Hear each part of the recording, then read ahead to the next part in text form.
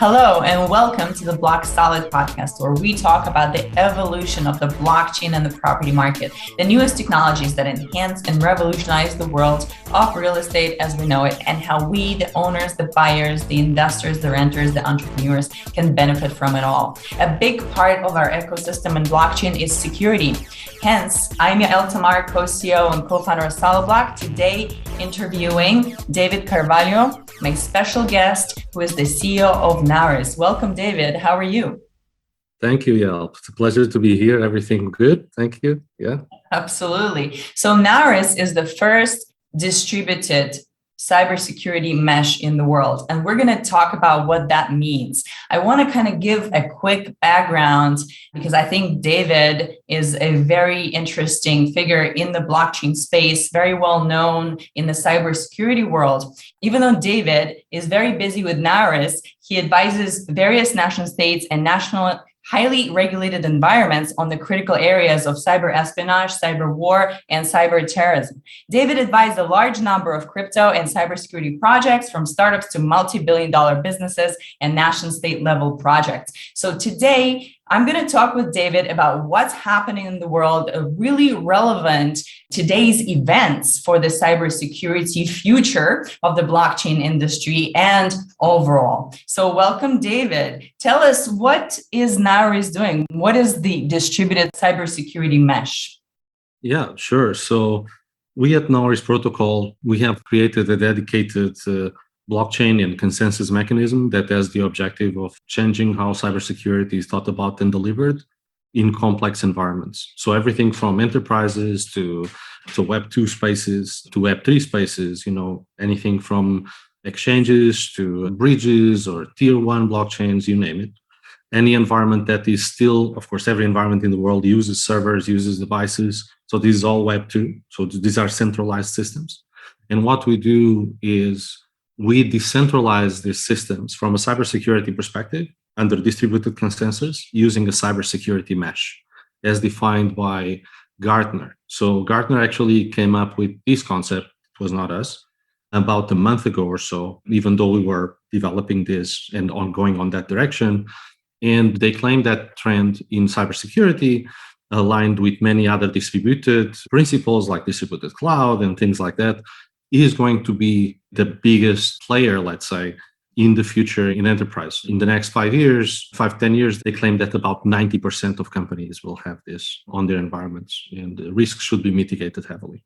As far as I see, Gartner definitely has it right. And they predicted cloud in general, right? Before there was distributed cloud, just general cloud to be the dominant trend in the industry in the last decade. And it really was, right? So now that we have an enhancement of blockchain, it seems like that's definitely going to be the next big thing. So I want to talk to you about your personal bio, right? So how did you become the youngest chief information security officer in Europe? And how did you jump into the world of startups? Oh, yeah, thanks. So this is kind of like, I'll make it very quick. I've been an ethical hacker for a couple of decades now. That slowly pushed me into, at that time was a space where there wasn't a lot of professionals on it. And I had the opportunity, and also I was lucky enough to meet people that really needed, full infrastructures to be created on that context for very large companies in regulated spaces.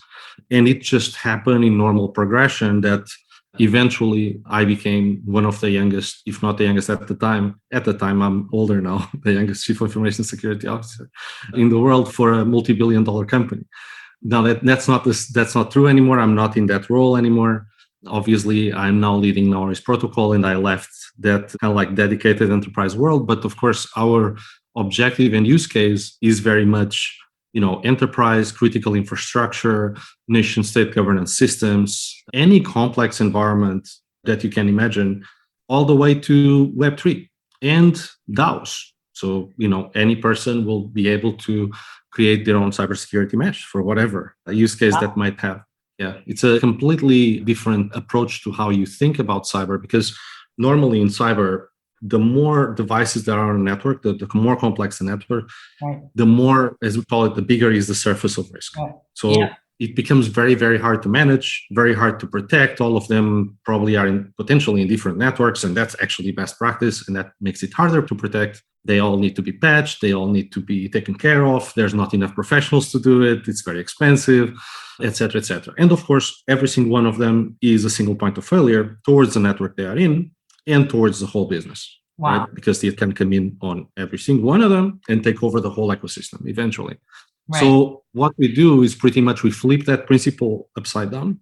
Yeah. Every device becomes a node in the mesh that validates every other device. So in other words, they all become pretty much like distributed watchdogs that enforce security. Mutual accountability is the best. Mm-hmm. Absolutely. Mutual accountability is like, so from an agnostic and permissionless perspective, bringing in, some of the best stuff on the blockchain and some extra, because we added, of course, it doesn't make sense for us to actually use a traditional blockchain that is general purpose for this, because imagine that we are protecting a nuclear power station, for example. Yeah. So there's the nuclear power station management service that is being, validated by all the others and all the other participants, and we need to wait for an NFT of a cat to be minted. That doesn't make sense. Yeah. So obviously in cyber, it makes sense to have, a principle of defense in depth. So we add a new layer of defense, which is a distributed layer.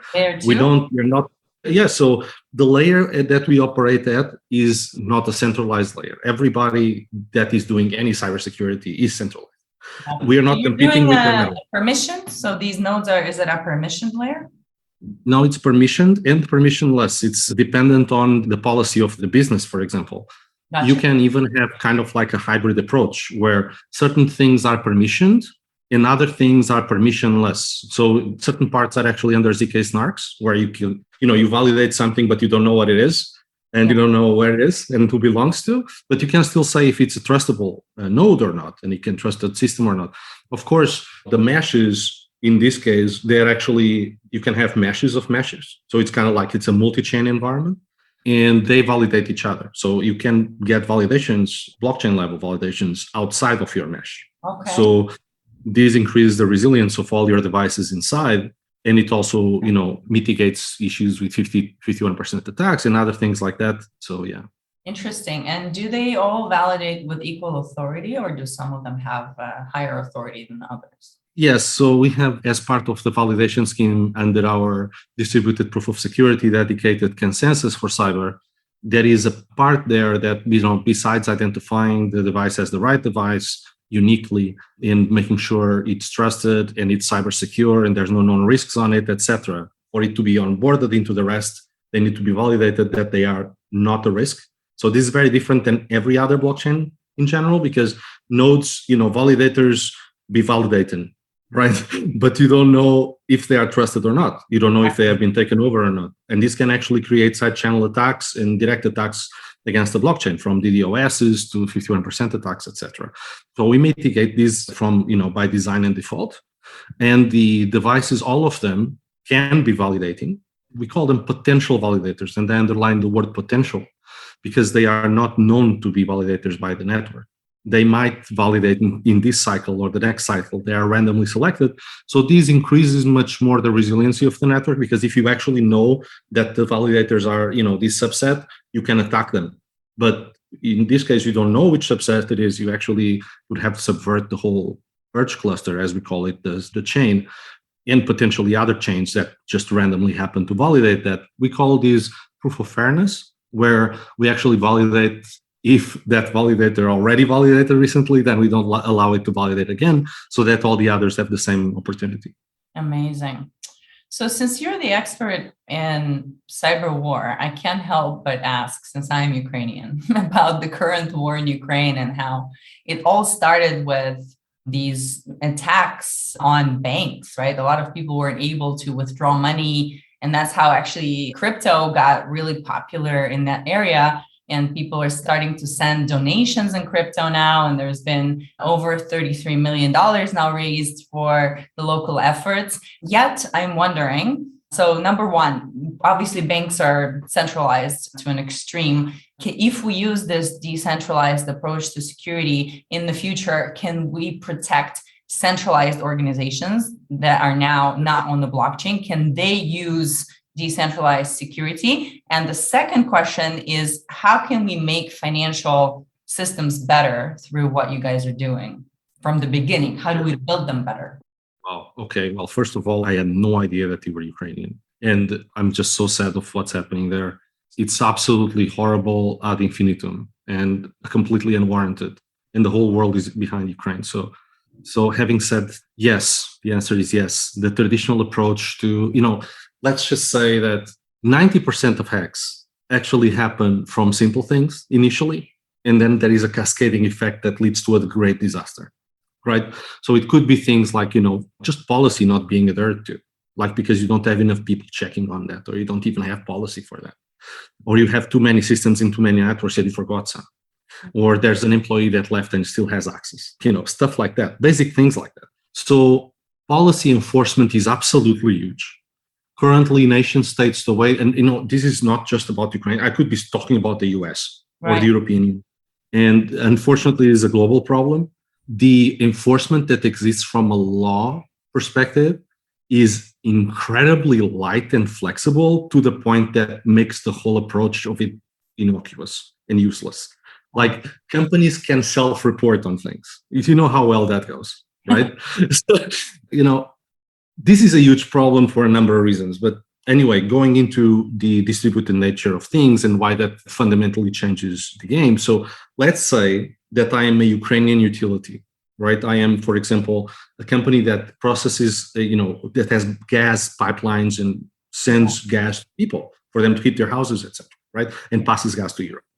Right. So it's critical infrastructure, obviously. So it's a highly regulated space, should be very secured, blah, blah, blah. Rarely that's the case. They are just a collection, just like any other network, a collection of points of failure. So first of all, if we change this principle, that is great, right? From a kind of like a theoretical standpoint. And from checks and balances standpoint, so, standards and enforcement of auditability and enforcement of those standards, that is like huge if that can happen. So this is something that we do, or the network, the mesh does as a natural thing. Yeah. So I'll tell you what happens normally. And this is probably what happened in Ukraine, just like anywhere else in the world. There is a regulator, right, that has some sort of vision, right, for that specific gas company. Could be any other company, could be a bank. Yeah, gas company. So let's just imagine that gas company, of course, is like distributed to all the regions of Ukraine. There's dozens of regions, right? Yeah. 3 regions initially. So obviously the Donbass region and also Crimea. But basically on that context, they send an auditor, right? Maybe a guy from the Big Four, maybe just another guy from some auditing company. And let's say that, these gas companies distributed across the whole Ukraine. They have, different networks in different places, lots of devices, lots of controllers, maybe a lot of legacy stuff. So let's just say they have 50,000 devices, which is probably not hard for them to have. From controllers, servers, routers, mobiles, laptops, all these things, all of them points of entry. Yeah. The auditor goes there and basically asks the leadership 4 or 5 questions, just kind of like to probe things, and they answer and he writes them in a paper. And they ask them, so, what's next? And he's like, well, I need to see a small pen test of one of your networks, something very light. So we'll probably, they choose, of course, the one that is the most well defended, and because they don't want any problem with the regulators. And he looks at that and is like, that's cool. There's some problems, but nothing special. Can I look at 4 or 5 machines report? 4 or 5 machines, remember, they have 50,000. Yeah. And he looks at those 4 or 5. By the way, that company can choose which ones he look at, right? And he looks at it, that's fine. Here's your stamp. You're good for the next 2 years. You're cyber secure. You are following the standards that we have, that the regulators have set for you. Yeah. It's all good. And this is the company that may be delivering gas to half of a continent, right? This is a critical infrastructure company that is baseline to so many other things. And that happened, by the way, in the US last year. I remember that. This happens everywhere. Yeah. This happens absolutely everywhere. So the problem is, first of all, enforcement is non-existent. This is the kind of enforcement that we have, a once in 2 years picture of 5 machines in the whole, 99.99% of the infrastructure were never looked at. So something that the cybersecurity mesh allows to do, by default, is a constant, agnostic, transparent validation of the SLAs, standards, and with enforcement capability of all these things across the whole infrastructure, irrelevant of networks, because remember, this is a peer-to-peer system. It doesn't care where the network is. That's the beauty of the blockchain. It's like the blockchain was created for this ultimate objective. But yeah, interesting. Right? So this completely changes everything. It mitigates lots of risks because you can immediately have visibility. Okay, visibility under consensus, as in nobody can hide that. Like, even if you're a very well-backed nation-state actor and you want to isolate some systems for them not to report, this would be not cryptographically acceptable by the chain. Right. So, and you can fix all these problems. Why are you approving the SLAs though? SLA is service level agreement, right? Or what is it? Exactly. So imagine you're a regulator, right? Yeah. That regulator that sent that guy. Yeah. Wouldn't it be better if that regulator had a system that he could see at any time if things were being followed or not, at any time, constantly, forever? Right. That would be much better. And then he could say, as a regulator, he actually doesn't have access to the same mesh, but he can actually get reports with small amounts of data. Node. Can they? Can they get a node on the mesh? They can. They can get a node and they get visibility in what's happening in the system. Yes, the meshes, you can have a mesh that's a child of another mesh, which makes sense for a regulator.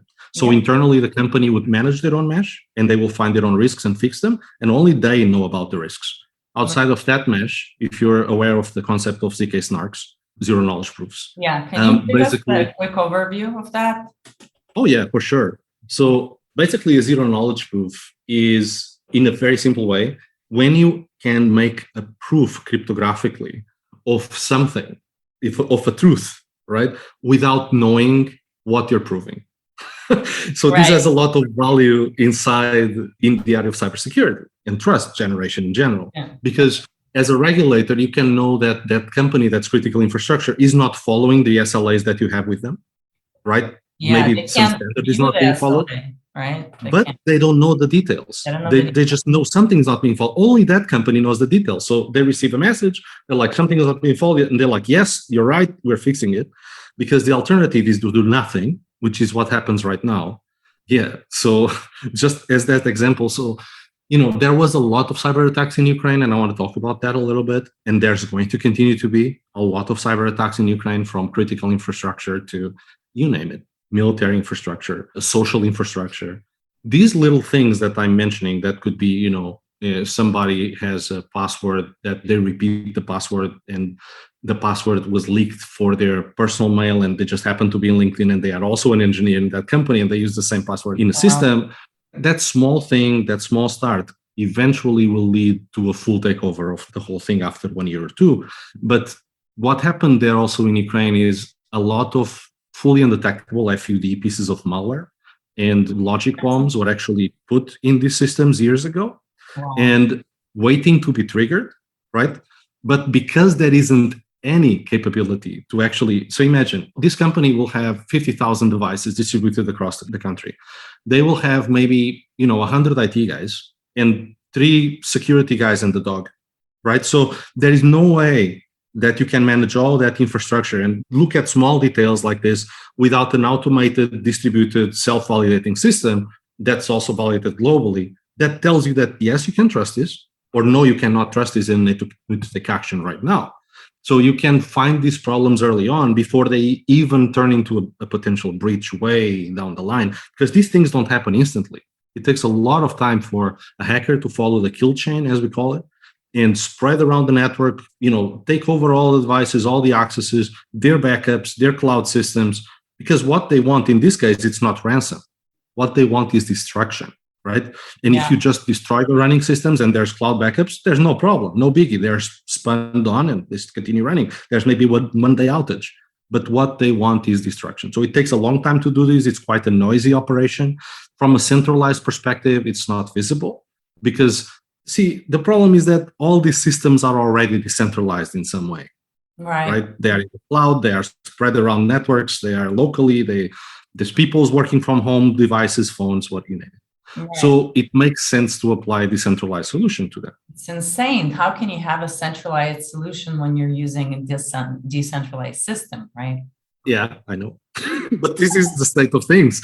And somehow this is literally the best there is. But, the point is probably those things shouldn't be stopped to be used either. You shouldn't take out your antivirus, shouldn't take out all these things. What you need is extra layers that validate the previous layers below that are already there. Because in certain cases, the threat comes from the cybersecurity vendor. That's also a centralized system, like all other vendors that you had are also centralized system, and points of entry towards your space. You probably heard about in the US, you were mentioning the pipeline hack, but there was another one, very large one, the SolarWinds hack. You probably heard about that, which is a supply chain attack, right? SolarWinds was compromised, all their clients were compromised, including critical areas of the US government, US Army, US Navy, and so on and so forth. That's a cascading effect if I ever saw one. So if you saw these early on and there was like an environment that validates other environments that are below them, even from an SLA perspective, just as a client, yes, that would be great. But the problem is that all centralized systems are points of failure and they are also black boxes. So you don't know what they're doing. You don't know, you might have a security system, like nothing against Kaspersky, but people, question themselves like, are you leaking my data? We don't know. You're inside our data center and you're protecting us, right? Supposedly, I have no reason to think otherwise, but it's fair to ask this because this has happened before. Absolutely. And does your system or does a distributed, security solution do things that you, let's say, custom set? So can I set some sort of a monitoring system for data leaking in that environment? Yes, you can make it as complex or as simple as you'd like. There is a capability to pretty much have, scripting capability to it. So you can do very complicated things or you can do very simple things. So imagine if there's a bank and the bank has, tens of thousands of devices and a big percentage of them, like 90% of them are non-critical, like phones and laptops, but still have access to critical information, blah, blah, blah. I need to take action over them. And they can actually be validated under what we call our distributed artificial intelligence, which is a swarm AI that basically recognizes and correlates threats that learns from on the rest of the network in other virtual clusters that are basically blockchains in our use case elsewhere and learns from it. So you benefit from others as well. It's a win-win environment. I mean, it's very contrarian in design and in how it operates to the traditional. And it's always a win-win situation. So if you enter, like as a person, imagine Yael, you download our app that will be available after our public sale. You download our app to your phone, you become automatic. That's also a wallet. You become automatically a node. There's a daemon on your device. You benefit from every other person that is in a company or not across the world and the intelligence that they provide to this system, to this pool of knowledge that then gets correlated by the swarm AI that basically learns basic things like, what operating system do you have? We have these kind of problems there and things like that, right? Or what context of network do you have? Probably we have these kind of problems. Like, are you looking at this? Maybe sometimes it's not things that are detected directly. There are things that are looked at indirectly, behaviors, malicious behaviors that just happen, a certain application on your device. So you're actually benefiting from everyone else's. They are benefiting from you providing new things potentially in terms of intelligence to them. Right. And you're being validated by a global supercomputer of trust that doesn't know who you are. Right. So because like that, it has no interest in subverting you because they don't know who you are. Absolutely. They don't know what you're doing. Yeah. So basically you can turn every employee and possibly several devices that they have into a node, right? They just download an app. Or maybe the computer that they receive already has that app built in. And then they become a node. Every device, pretty much Linux, Unix, Windows-based, Android-based, and iOS can become a node and becomes automatically a node. The cost to do this is incredibly low to none. So you can actually create a virtual cluster and add nodes to it without spending anything. Actually, you provide intelligence to the network, which is value, and the network in exchange protects you. But if you want to do, more deeper, secure validation of enterprise systems, more complex environments, then you need to buy some of our tokens and you need to spend them in certain transactions. But all the transactions are blockchain transactions. Right. And now, fortunately, the blockchain is at the state that we can implement such things. Transaction speeds can be extremely high. We can use things like, shards and side chains and things like that. So all of this is suddenly possible. And you can do this for no cost. Only when some threat is potentially found or there is intelligence that is new, there is a payment, basically. So there is Imagine you have your device, something is found new on your device. You provide that to, or a random validator is selected to validate that. Yes, it is new. Then you get paid. And so it's kind of like a global bug bounty in a way. The other thing is if something that is potentially malicious is found and it's validated to be potentially malicious or known to be malicious, the same thing happens. Someone gets paid that ends up validating. Yeah. So how fast can a company or maybe even a government implement this? So the tests and POCs that we have done until now, we have done a maximum of 1,750 nodes at the same time, like onboarding, but that's good. The theoretical limit is, there isn't necessarily a theoretical limit for now that we could test. We are looking at, from beginning, and this is mainly kind of like a deployment thing. It's not, how can I say, the slow part is not really on our side. It's like, it's all about you deploying the daemon, and the daemon will verify the machine to be, secure, as is nothing, there's no known threats there, basic policies being adhered to. Then yes, it is onboarded into what we call the Verge cluster. That is a secure collection of nodes. If it is insecure, it'll tell you what it is and why, and you take action. And then once it's good, you can come in. So it basically ensures security there by default and by design on every node, so that the chain is trusted and all the validators are trusted, or potential validators. The time that it takes, something between 40 minutes, I have seen in that environment, in 2 hours to become fully live.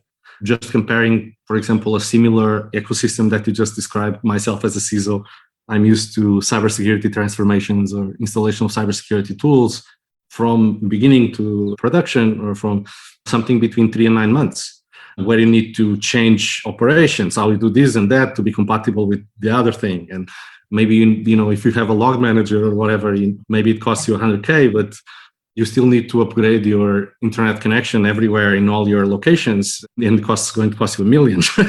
So yeah, in this case, there is no need to install any black box anywhere. So you don't need to put it, imagine you have a data center as a business. It's always a very strange thing if you have to put something external in there, because you don't know it. You're just transferring trust to something that you don't know. In this case, you don't need to do any of that. The infrastructure that you need is literally what you already have, because every device is at the same time a client and the server, right? Okay. It's a blockchain system, right? Okay. This is so cool. So we talked about how governments and corporations can implement this. I want to talk about other blockchain companies or decentralized companies, or companies that are planning to launch a DeFi solution. So Solid Block, we're in the business of tokenizing real estate.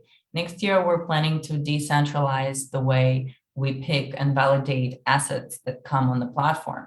And so we're planning to add validators to the system and issue a token that will allow them to do so. Potentially, can we, aside from the function that we're going to assign to our validators, also have them download or install the software to upgrade the security of our DeFi ecosystem? Sure. And you can be, for example, in that case, you can be the parent Verge cluster. So when they do that, when they join your ecosystem, they basically inherit your cybersecurity standards. You can make divisions in these Verge clusters as much as you want. So you can have like a critical environment that you have within Solid Block, your servers, you name it, that has a higher level of validation, and then it's the whole system instead of just some apps. And then you can actually enforce policy on other devices that will be in a less critical Verge cluster.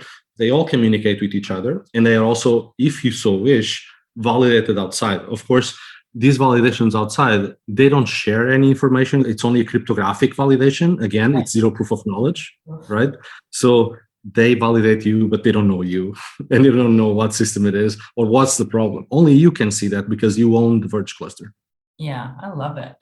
Definitely will check you guys out once you do your public sale and launch the system. I can't wait for it to come out. We're going to wrap up soon, but I'd love to learn what your plans are in the near future and share any final words of wisdom.